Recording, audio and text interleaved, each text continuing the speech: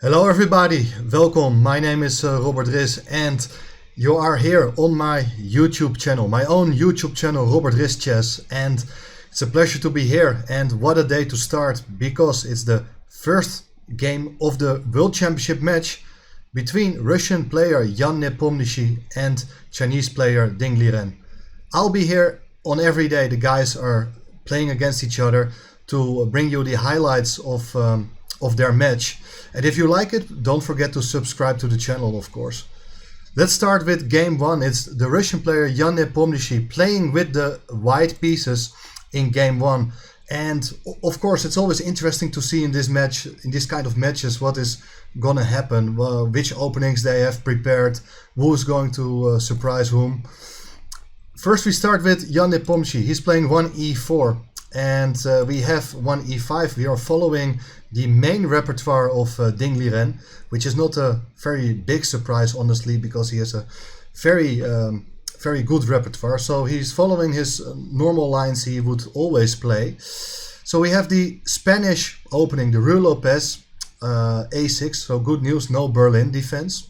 Bishop a4, and after knight f6, white castles, bishop e7, and here I think this is the first surprise of the match, as Nepo is the one who drops a small surprise here with the move bishop takes c6.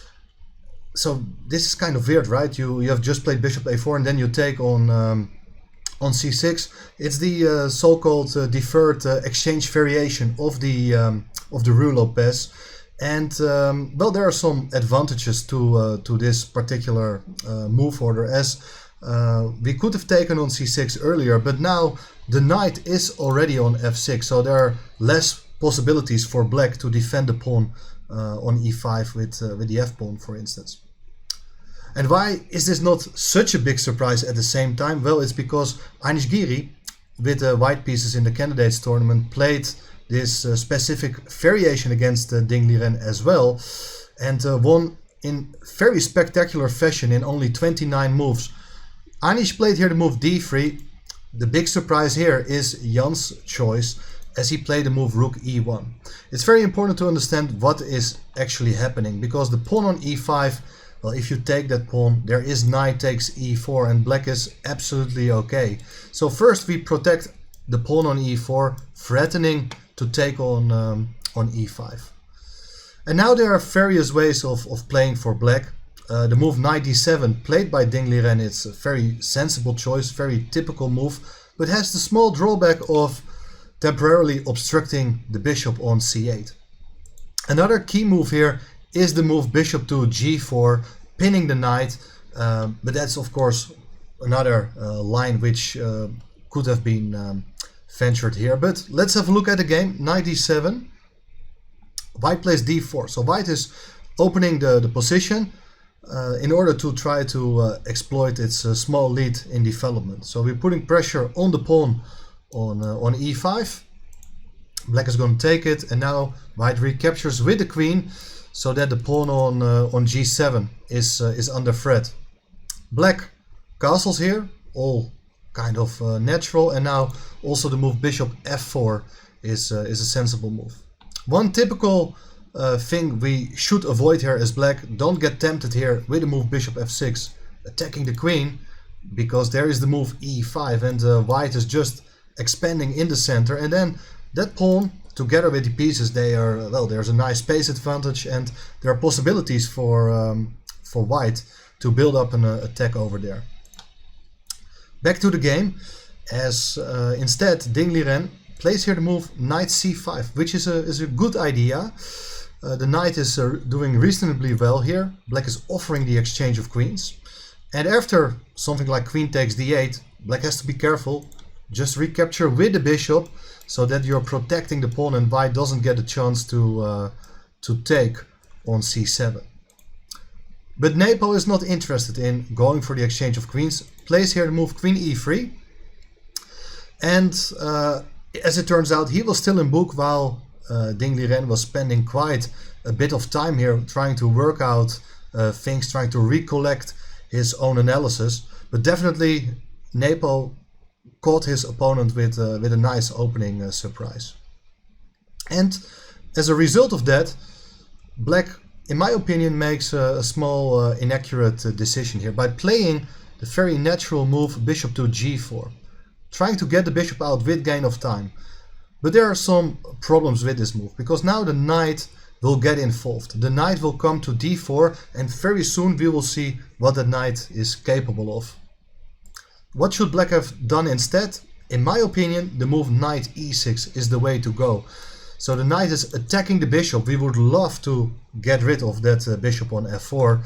And well, if you play something like bishop g3, then we can bring our bishop to c5, after which black can also start placing its pieces on the e-file with potentially some play against the pawn on e4. I think this is a small improvement. But bishop g4 is such a natural move, and being caught by surprise, well, it's a very understandable decision by black. White goes knight d4, black goes queen d7, connecting the rooks, and now after knight c3, the move rook a8 was played. And now we get actually a very interesting start of the middle game, because black, with its last move, threatens to take on d4. And the move knight f5, jumping in with the knight, is very interesting, but instead also the move h3, counter-attacking the bishop on g4, is definitely worth considering. The idea is that if black does capture on d4, which is a mistake, there is the move knight d5. That would have been a huge idea. The knight interferes on the d-file, so the queen is hanging. You cannot take the knight as black, because then white has queen takes d4. And if you do take on e3, well, the big problem is there's knight takes e7, intermediate check, and after king h8, bishop takes e3. Look at this position, the knight is hanging, and also white is threatening to take on g4, so that would win material. Well, black could still have tried to defend in a better way by not taking on e3 in this position after knight d5, but also after something like bishop h5, instead of taking on d4, well, then white's idea has been revealed, as the knight can now come into f5 without giving black the opportunity to trade the bishop off for that knight. So here white definitely has a bit of pressure. Would have been interesting to see had Nepo play this, but instead he went for the move knight f5 straight away, and very interesting position. And here again, in my opinion, Liren could have played a bit better here by just whipping off that knight off the board here with bishop takes f5. So let's try to understand why Liren didn't go for this. Well, first of all, white's going to recapture, and then the e-file is open. The bishop is hanging on e7, white is threatening to take it. While if the bishop moves, well, then you got to keep in mind that the knight also needs to remain defended.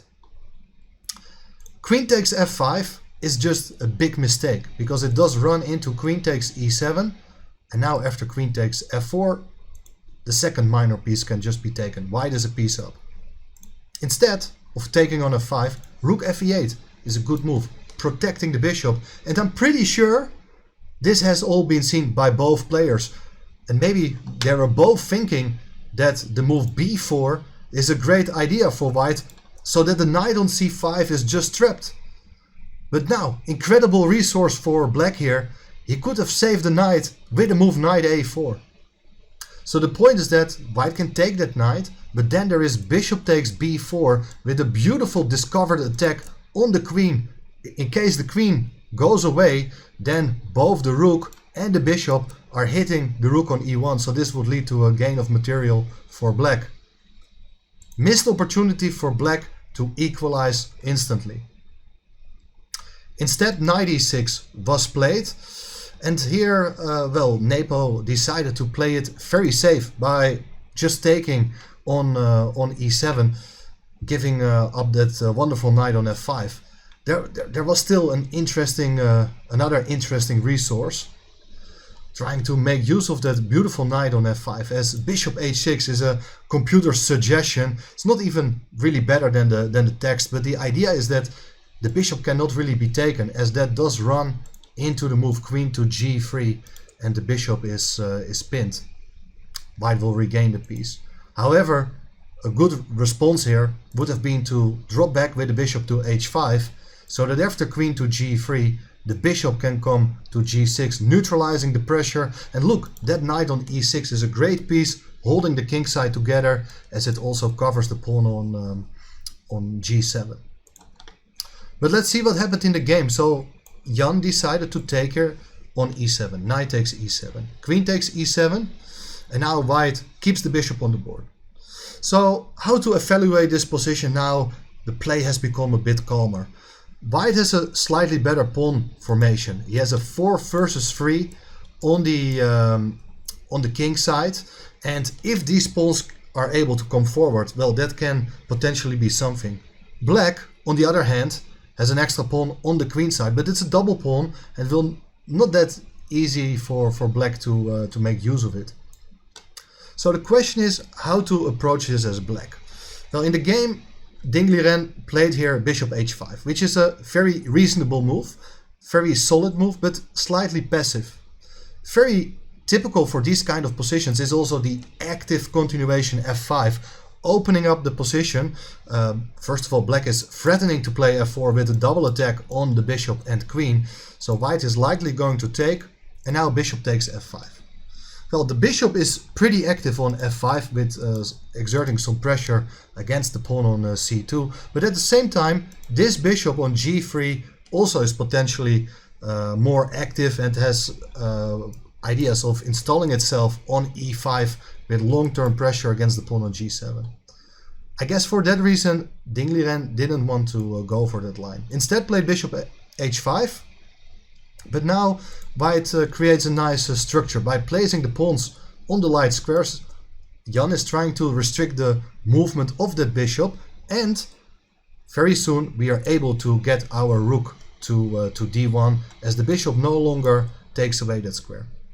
Black plays f6, trying to stop white's majority from coming forward, and secondly the bishop can always return at some point, while if white ever decides to break here with the move e5, black's response is going to be f5, keeping the position closed. This extra pawn is not really worth something now, because that knight on e6 is a huge blockading piece. As black, we no longer have to worry about white being able to make use of that pawn majority. So understandably, white instead played here the move h3. And now we get a phase of the game in which both players are trying to improve their position a bit. So black goes h6, white goes king h2, and now the bishop comes back to f7 as it had no longer anything to do on the king side. White goes rook a1, and here interesting play as black plays the move b6, very typical in these structures, trying to move the pawns forward. White goes a3, and both sides are basically checking out what the opponent is intending to do. Who's going to take on d1 or d8 first? Yeah, who's trying to give up the file and is ready for simplifications. Black goes a5, and now white tries to improve its knight. As the knight on c3 couldn't really go anywhere, now when it's on e2 there are these ideas either going to d4 or f4. And here we get to see rook takes d1, rook takes d1, rook d8, and rather than taking on d8, white says, well, I'm going to put my rook on d3, and if you decide to take now, I'm going to take back with the queen, and well, then at least white still retains control over the d file. Black played c5, so step by step you see that black is also trying to increase its influence on the queen side. And now white's idea of rook d3 has been revealed. The queen goes to d2, so now we nicely double on the d file. And still, you could take on d3, queen takes d3, and I believe that white is a bit better in this endgame, particularly because of this bishop on g3 exerting long-term pressure on that pawn on c7. Because imagine, if that pawn is going to drop, the other pawns on the queen side, on b6, c5 and a5, they are also on a dark square and they are a potential target. So for that reason, Liren played here the move c6, moving that pawn away, but in my opinion this is another serious inaccuracy. as now rook takes d8 was played. It's white who says let's just exchange pieces. Exchanging queens would be a huge mistake, even a big blunder by black, as that allows the bishop coming in to c7, hitting the knight as well as the pawn on b6, and the loss of material is simply inevitable. So black got to take with the knight, but now there is queen to f4, and you see that the queen is trying to sneak in to black's position, either coming into c7 or b8, targeting the weaknesses. So for instance, if you play knight e6 here, there's queen b8 check, and the pawn on b6 is going to drop. So that's not possible. Black played here the move b5, anticipating any potential attacks on that b pawn, but now the queen comes in to b8 anyway. Bishop c7 is a huge threat. Bishop d6 in certain cases as well, but of course we would like to attack the knight, and look, that knight is pinned, so that's why the king leaves the 8th rank. And now, critical moment of the game, very remarkable moment, as I really don't understand why Jan just didn't play here the move bishop c7, which is a double attack. It hits the knight on d8, the knight has only one square to go to, should go to e6, and now you can take the pawn on a5. And it's just the pawn. It should be said though that black's position slightly improves. Look, the knights, the pieces and the knight, they get a bit better now, and there are definitely ideas to keep fighting here, but still it's a pawn. Why wouldn't you take it? So that's a question which remains a mystery, and well, if black tries to play something like queen d7, I think knight f4 could be a good move. We would like to exchange the knights. If you try to come into d4, instead maybe bishop b6, then we can try to attack this pawn, and in case of knight takes c2, bishop takes c5, looks as if everything is under control. We are a healthy pawn up. Queen d6 is a possibility, of course, but well, admittedly, okay, there are still good drawing chances because of the presence of opposite colored bishops, especially when the knights and queens are getting exchanged. It's very probable that it's going to be a draw anyway. Let's go back in the game. Bishop d6 straight away was played, and now queen d7, so that if you would take the pawn on c5, black is ready to come in with the queen to d2, play a move like knight e6 after that as well. There is definite some counterplay against the knight, against the pawn on c2. White played here knight g3, and white keeps this bishop on d6 for the moment, so the d-file remains closed and prepares to come in with a knight very soon.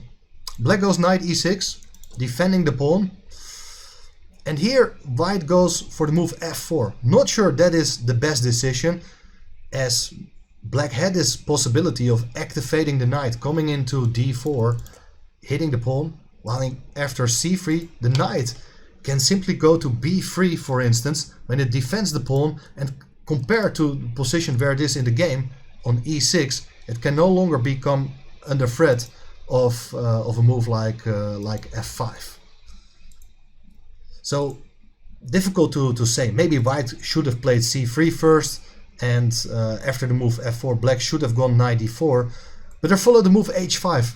Black is looking for active defense. White plays c3, so the knight can still not go there. And here, interesting position, as knight d4 is no longer possible, and still the queen on d7, it's a bit passive. You cannot offer the exchange of queens here, which you would like to do, because in the end the pawn on c5 is hanging. But that explains the move played in the game, as black played here the move c4, so that the pawn will no longer be a target of the bishop on d6. Look what could have happened here. White played the move h4, as white was not really fancying any sort of h4 business. Let's say if white would have played f5 here, kicking the knight, this is a very critical move. The knight almost doesn't have any good squares. If it goes to g5, it will simply get trapped here by means of the move h4. But after f5 there is still the move h4, which is a very important defensive resource. After the knight goes away to f1, we have knight g5 attacking the pawn on e4. White could still play knight d2 and the game goes on, but at least the knight has found a safe spot to be on, at least for some more moves. So White doesn't want to allow h4, played h4 himself, but then there is this move queen d8, and now Black is ready to go for the exchange of queens, which definitely enlightens the pressure. For instance, if you just exchange, followed by bishop c7, attacking both the pawn on a5 and the knight on d8, you could defend passively here with knight b7, but even knight e6, counter-attacking the pawn on f4 is definitely worth investigating. This is fine. You're attacking the bishop as well, so White doesn't have much better than just coming back to d6. Probably White's a bit better, but it's still within the margin of a draw. So instead, White decides to keep queens on the board and attacks the bishop on f7 while ignoring the bishop on d6. Black could have taken it on d6, but that's a huge mistake. After queen takes f7, that queen is really strong, threatens to take the pawn on h5 with check, after which the king side is collapsing. And now after knight takes f4, well, there is knight f5, which is the killer move, as White is attacking the queen with a knight as well as threatening mate on g7. You cannot allow that. So Black, of course, could resist the temptation and decided to just move the bishop away. And now, of course, queen takes d6 is a threat. Knight f5 on the board. It's not a mating threat because the knight still on e6 defends against it, but the knight at least does defend its own bishop on d6. Queen to d7. That's a good move, as we would like to get rid of that queen. After queen b8, queen d8 was played, and here Jan Nepomniachtchi decided, well, there's not much else I can try here. Let's go for the exchange of queens. But then, well, it's a relatively an easy affair now for Black, because the problem is that with opposite colored bishops, if you ever try to push the pawn, Black is superior on the light squares with an light squared bishop. The e6 square is under firm control. White tries here to move knight d4, trying to push the pawn very soon, but first Black improves the knight, attacking the bishop, and now e5. Another little trick here, well, not even a trick, but Black shouldn't fall for knight takes d6, trading off the knight for the bishop, because in that case this pawn is too strong, and after bishop d7 there is f5 with the idea of get the knight in to c5, gaining control over the d7 square, forcing the bishop to leave, and then the d-pawn decides. Instead, simple and strong, calm defensive move, king g8, everything is under control. White cannot move the e-pawn yet because that would drop the bishop on d6. White instead brings up the king, bishop d7, and now bishop c7. Now finally there are these kind of ideas to push the pawn, as the bishop is no longer hanging, but that's why the knight comes in to c5 to cover the e6 square, giving up the pawn on a5, but that's not a problem. Just be careful, don't get excited here by the move knight d3 with a plan of taking the pawn, because that still gives White excellent winning chances thanks to that pawn on e6.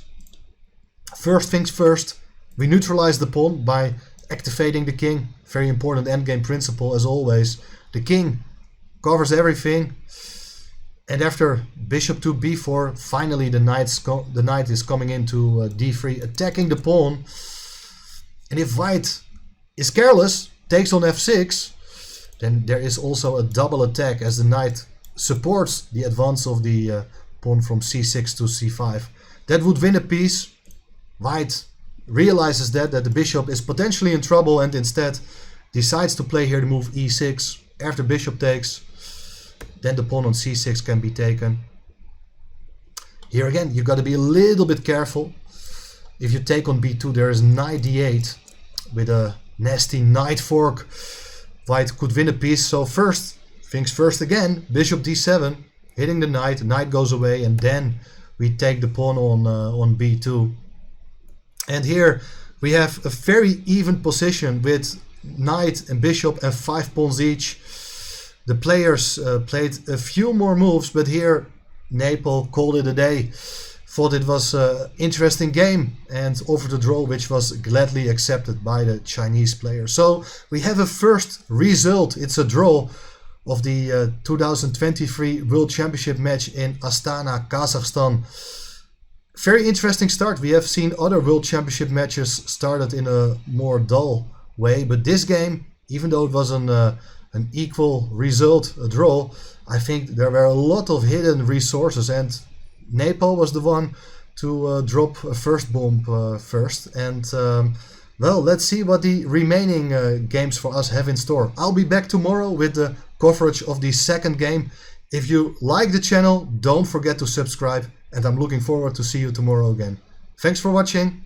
Bye bye.